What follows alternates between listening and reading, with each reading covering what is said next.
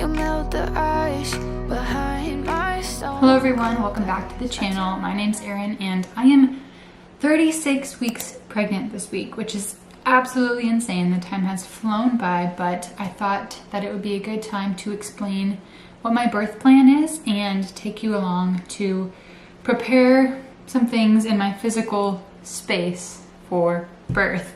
The fact that I am having a home birth definitely takes some of the decision making away in a good way. And so I figured I would explain kind of why I switched to a home birth in the first place, and that in itself will naturally then explain some of my birth plan choices. So we'll just go ahead and jump right into it. If you're not already subscribed to our channel, we'd love for you guys to follow along our journey as moms, specifically as Christian moms trying to navigate how to live life in a God-honoring way and according to what he says is good in his word. We would love for you to subscribe and hit that like button so that we are encouraged to keep making more videos.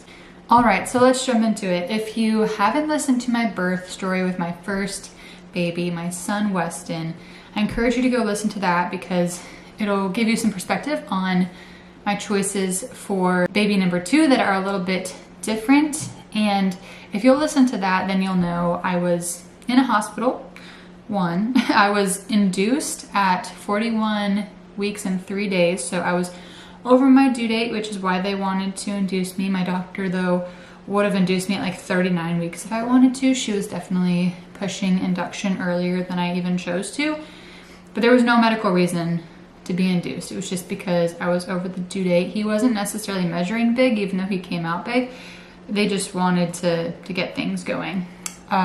They used Pitocin and a Foley bulb catheter for the induction. And then after things progressed, they ended up coming in and breaking my water, which it was clear that my doctor was on a timeline. She wanted things to keep moving according to her schedule. She would go do a C-section and come back and say, okay, it's time to do this. And I'd ask why, and she'd say, because I'm available and it's time. And so she never really gave any good explanation for that. I did, after a while, get to the point of wanting an epidural, but right when I asked for the epidural, I went to the bathroom, and when I came back and they tried to replace the monitors, Weston's heart rate had dropped. And so within a matter of minutes, they decided that the best way forward was to do an emergency C-section. And so they rolled me into the OR. And luckily, thanks be to God, I went from 7 to 10 centimeters on the transition, the physical transition from my room to the OR, and ended up giving birth to him naturally with the help of a vacuum on the OR table. So never ended up getting the epidural, never ended up needing a C-section, thankfully. So thankful for those things.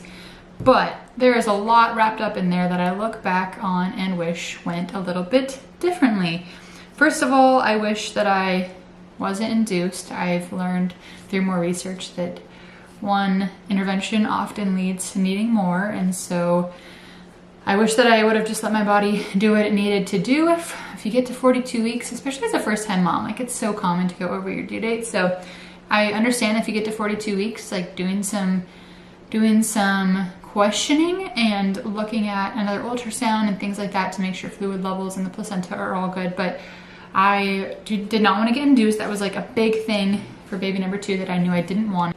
Also, looking back, I think that if the doctors would have kept their cool a little bit more, we probably would have been fine. Looking back and reflecting on the experience, I think that my body was just preparing to push Weston out, and if I would have tried a different position or just had some more confidence from my birth team, I think I would have been a little bit more calm and things would have progressed easier without the unnecessary move to the OR.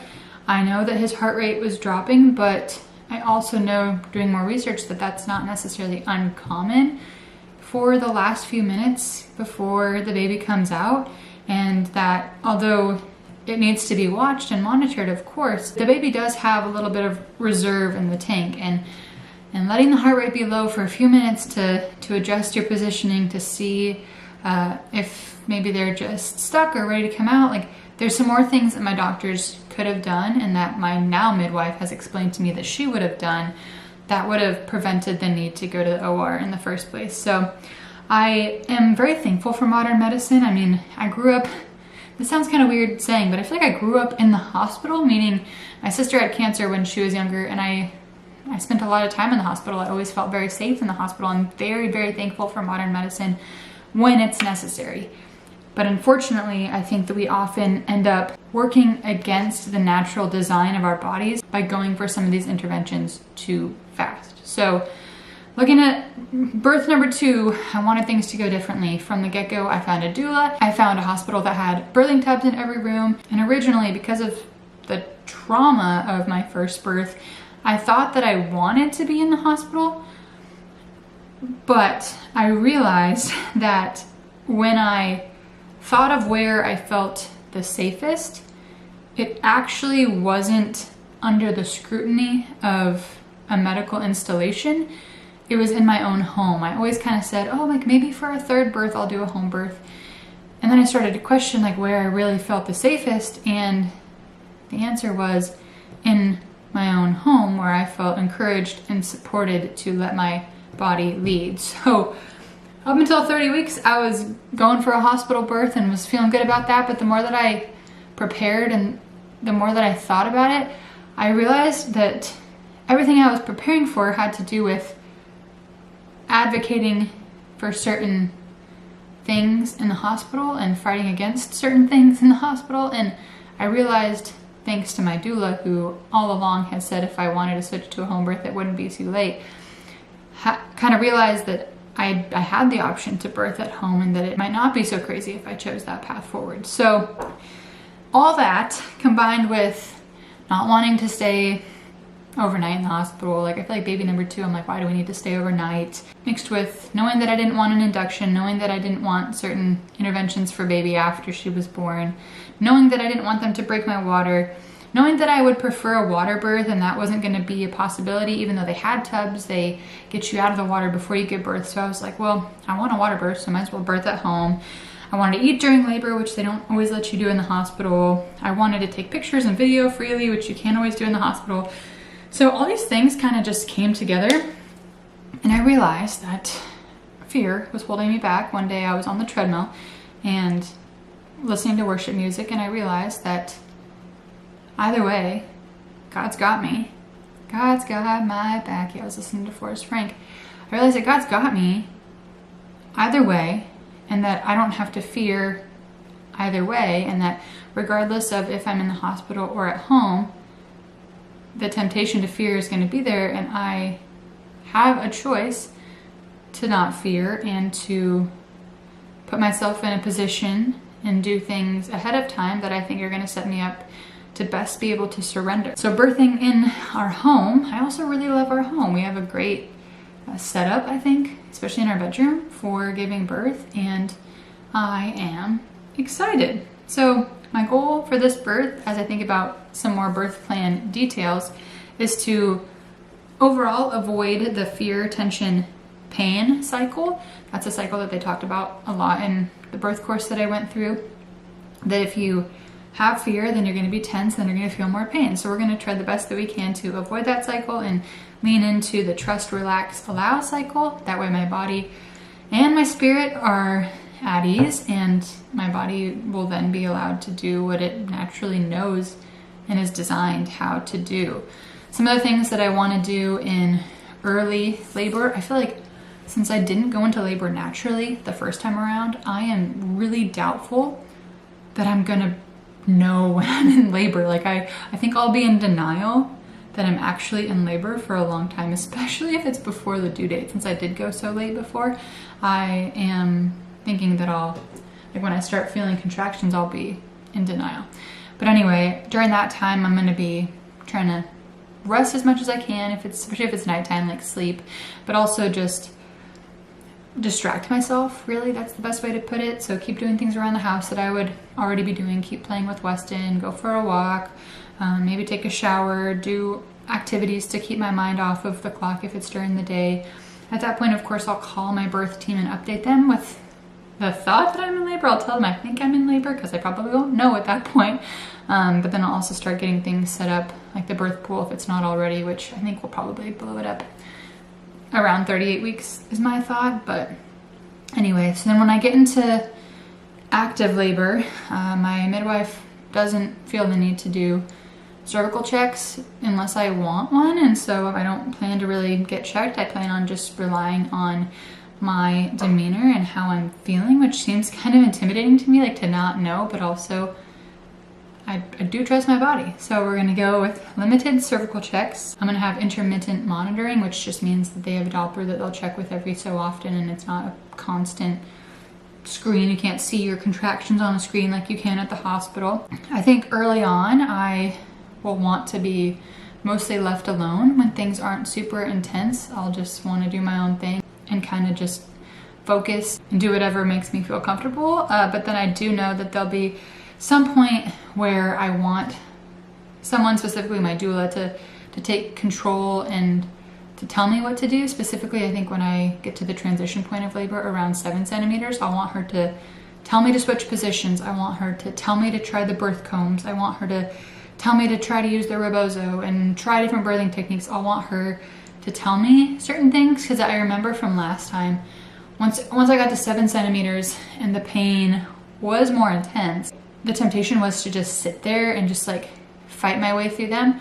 But I know what's going to be best for my body is to stay mobile and to stay active and to stay agile, meaning trying different things and continuing to encourage and welcome the contractions versus fight them. That's another thing mindset wise. I want to really invite the contractions in and see them as a good thing because they're doing what they're supposed to do to get this baby out. So that's some of the things that I'm going to try to do in active labor. I'll talk through some more of the comfort measures and things that I want to do when I physically go upstairs and show you. During my first birth, I realized that a lot of my progress was made sitting on the toilet, and I didn't lean into that as much. So although it's kind of weird, I want to spend a lot of time sitting on the toilet this birth with my squatty potty, you know, in that position. That's going to open up everything and allow baby to come down. I know in general I'm a person who keeps my jaw clenched a lot, and don't ask me to explain the science, but I know your jaw is connected to your pelvic floor, and so I want to be reminded to relax my jaw. I plan to have some snacks and drinks, tea, electrolytes, things like that on hand during labor. I didn't feel like eating last time, but I know things like healthy popsicles and things to sip on, electrolytes like I said. And then my doula even recommended like some gummy bears just for like quick energy to have on hand, and I want to be encouraged by my birth team to snack on those things. And then for the actual birth, I still need to figure out like when I'm going to get in the tub, because I don't want to get in the tub so early that it either slows down labor or it's like too early and I wish I would have saved the relaxation and comfort for later. So I want to save that till when things are really intense towards the end, because I do want to birth in the water, since they used a vacuum with Weston and just the nature of only pushing twice and the chaotic aspect of my last birth. I did tear pretty bad. I had like a 3.5 degree tear, which has healed really well, which I'm very, very thankful for. And my midwife is optimistic that I don't have to tear again. I think I went into this pregnancy thinking that it was just inevitable, but I don't think that's true. I've been doing a lot to prepare, and some of the things in birth that are going to hopefully help that are being in the pool, being on all fours versus like standing up, like not having super intense gravity, having warm compresses, vitamin E oil, all those things on hand. So that's a goal of mine, and something I'm trying to prioritize is not tearing, because the thing that would annoy me the most about this whole situation is if I were to tear and then have to go to the hospital to fix a tear, and that be the reason we end up in the hospital, not like anything to do with the baby. So that would just be annoying. So we're trying the best we can to avoid that. After the baby is out, we are definitely prioritizing immediate skin to skin and the golden hour, or hours plural. My thought is that I'll sit in the tub until I deliver the placenta, and then we'll wait to cut the cord until it's completely white and has stopped pulsating, and I'll just use my midwife's expertise on that. Nolan is not necessarily into the idea of catching the baby, but I still want him to cut the cord, so he'll cut the cord when the time is right for that. And then again, with the nature of a home birth, hopefully things are pretty simple after that. Baby we'll get checked out at some point after those 2 hours of initial skin to skin, and then if everything's good, we'll get cleaned up. There's definitely more to clean up with the home birth, but I know that they're really good at cleaning things up. We'll get cleaned up, and then we'll just be there in our own bed, in our own house, with our own food. Like, I have some food that I'll have prepared. My mother-in-law will be here. So when it comes to my son, when I go into labor, we'll just call my mother-in-law and she'll drive up. We also have some family friends if we realize that like birth is imminent within 2 hours. Like, we have some family friends who can come over and watch him. But that's another thing with being in the hospital that I was just dreading. I couldn't imagine bringing Weston in to say hi to his new sister and then having to say goodbye to him. Like, that just broke my heart thinking about, and I realized, again, we don't have to do that. We can be in the comfort of our own home and just be here as a family. So he'll either be here hanging out with my mother-in-law, or if I feel like it'd be better for him to be out of the house so I could focus more, then she'll take him to the park or something if it's during the day, and then bring him back as soon as the baby's born to meet his sister. If it's in the middle of the night, then odds of him staying asleep are pretty high, I think. So we'll just keep him asleep. Again, my mother-in-law will be here if he does wake up, but that's the plan, just to have him here, and it seems too good to be true. Let's be honest, that's how I'm feeling about the whole thing. I'm feeling a peace that surpasses understanding that I didn't know was possible, and my doula made the comment that once you decide to go for a home birth, you can't imagine birthing anywhere else, and that's definitely how I'm feeling. Like, I would be dreading it right now if I had to prepare to go to the hospital. So I am very excited, and my midwife is actually coming today. It's nice because she comes to the house for a few appointments, and we'll check out the space and get to know our home and check on baby girl. And then on Thursday, the birth assistant will be here to make sure that all of our supplies are good to go and ready. But I'm feeling good to go and ready, even though there's a lot of things I want to do to get the house organized. I am excited. We'll take you guys upstairs and we'll do a little bit of prep with my supplies up there. Okay, so I'm talking quietly because Weston is asleep next door, but this is our bedroom. We have plenty of space. I really feel like it's the ideal place to give birth, honestly. We have in this corner, when you first walk in, this is where the bassinet stage, but then we have this really nice little closet storage space, which is where I have all of our materials staged. I haven't organized anything, so that's what we're gonna do in just a minute. But then we have the bed, obviously. I have everything staged on the bed, and then plenty of space over here, closet. Yeah, so what I'm thinking is that either this spot right here or this corner over here is where the pool will go. Originally I thought over here because it's closest to the bathroom and it's kind of out of the way, which would give me space over here to still labor over here if I wanted to. So still trying to figure that out. I also know it's good for the midwives to be able to work around the pool, so I'll have to blow it up, see how big it is, and see where I feel like it's most comfortable. And then this spot over here is where the midwives will put all their stuff. I just have like a few breastfeeding things in that basket, but this is where they'll put all their stuff when they come. So we're gonna go through the list that they gave me and make sure we have everything and make sure it's all organized for them. Okay, so far in here we've got ammonia, hydrogen peroxide, and rubbing alcohol. This is for like cleaning up stains after baby's born. And then we got towels for when I get out of the tub, paper towels, a bowl for the placenta, and in there's garbage bags and Ziploc bags. And my plan is to just have these bins be like our garbage bins, so we'll put bags in there after we empty everything out of the bins. And here we have a bunch of cotton, flannel, receiving blankets, and washcloths for both while I'm in labor, for like a hot compress or cold compress, or for cleaning up various things afterwards. I pulled out these lights in case I want to put them up. I have gummy bears for quick energy during labor. Let's see, what else? We got a shower curtain to put potentially underneath the pool, or I might keep this one as extra and put a tarp underneath the pool, and then keep this one in case I'm like on the floor and about to birth a baby on the floor. I might keep that one in case of that reason. This is the box that I ordered from the home birth supply company, and this my midwife's custom made a box that I just ordered, and it has everything that they want here accessible. But this has like a hose for the shower and a few other things we're going to go through next.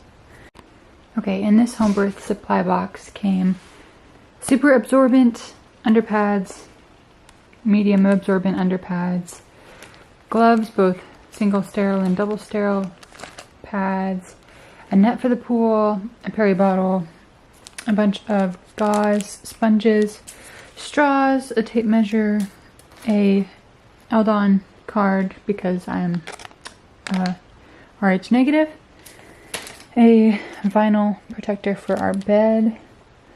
Let's see what else. The pool hose and shower adapter like I mentioned, and some mesh underwear. I think it's supposed to have an umbilical cord band, so I'm still looking for that.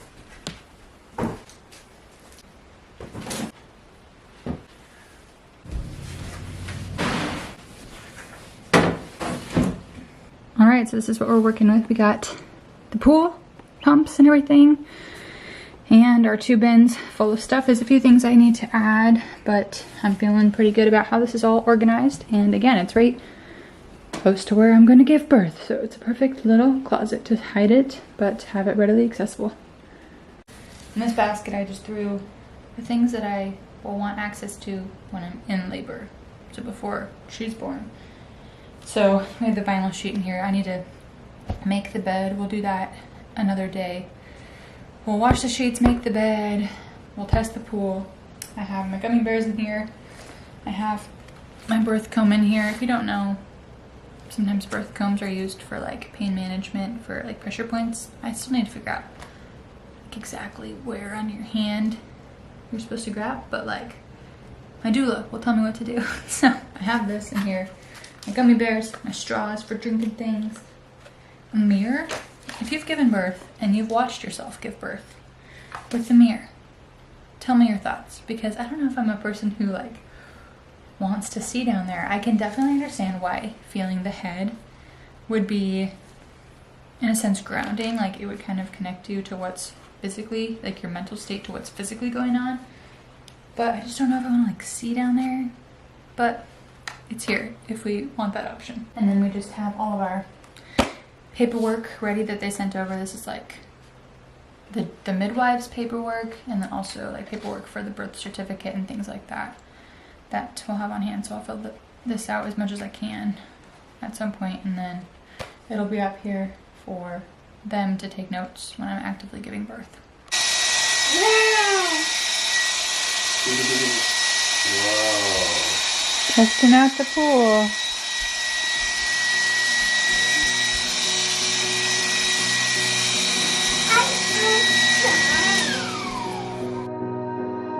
You melt the ice behind my stone cold eyes. I turn to ashes, but only just sometimes. Inhale your smoke, but you still act surprised. It's not my fault when we end up capsized. You call me crazy now, but you don't understand. I'm calling out to you. Can you hear a thing? 'Cause you lit the match that ignites the flame. I'm the TNT, but you're the spark to blame. And it's fire, burning holes inside my brain. Feel the fire, heat that melts us down again. Okay, so we officially have the tub blown up and ready. Yep, Weston helped Daddy blow up the tub. My doula dropped it off. I'm renting it from her. She also dropped off a rebozo for counter pressure and for shaking the apple tree. If you know, you know. So we're going to use that in labor. She also dropped off the peanut ball that we'll be able to use in labor. And then she also gave me a second comb. So I have another comb that I can use, as well as, I think there's 2 combs in here, as well as some essential oils and some guidance cards for different stages of labor and what positions are best for each stage. So I'm feeling like we're pretty set up, and that pretty much covers my birth plan. The bed is made, the vinyl sheet is on. We're getting the last of the things done. I have my little tap light charged, that way if I'm laboring in the middle of the night, I can have this on instead of, oh, so bright, instead of the big lights, or even our lamps are a little bright, so I have that, or if I want to labor in the bathroom and not turn on the super bright lights. And then I also have, can I show the camera? I also have, this is a speaker that I have ready, charged. Can you say speaker? Speaker charged, ready to go to play either my hypnobirthing playlist, Christian hypnobirthing playlist, or a labor playlist that Liz actually put together that I love. We can play some Christian music in the room. I also imagine that I'll be using my earpods more than speaker, just in case he's sleeping or just so it's noise canceling. But I'm trying to think of anything else that's part of my birth plan, part of comfort measures and all that. I really just plan to move as much as I can. Squat, stretch, pool, shower, birth ball. I have my actual normal birth ball and the peanut ball. I'm gonna labor in multiple places around the house. I made a shot list, so the different shots that I want with my camera and my phone. I didn't have a video of Weston actually being born, so I'm really excited to be able to get that for this baby, and just some other footage that's more aesthetically pleasing when it's in your own house versus the bright lights of the hospital. So I don't know exactly what I'm going to do with all the footage yet. Don't know what I'll be able to create with it or what we'll get, but I have some shots that I'm hoping that they'll be able to capture for me, mostly for memories and for sharing with friends and family right away, since I do have so many family members who live far away. So that pretty much covers the details of my birth plan. If you have any questions about home birth, this is my first time doing it, so I'm excited to experience it myself. But if you have any questions, just leave them down below and I'd love to try to answer them for you or find somebody who can answer them for you. Since switching, I have not looked back, and I cannot imagine having to go to the hospital at this point. I am so much less nervous for birth because I know my space, I know my tools, I know my team, I know that they are going to care well for me, and we have backup plans in case things go south. But I am feeling confident and really excited to experience the natural birth process again. It's just so intentional and clearly designed by God, and I'm excited to experience it, to step into that discomfort and to embrace it and to get closer to God through it. So thank you for watching. Let me know if you got any questions. Like this video, subscribe, all the things, and we'll see you next time.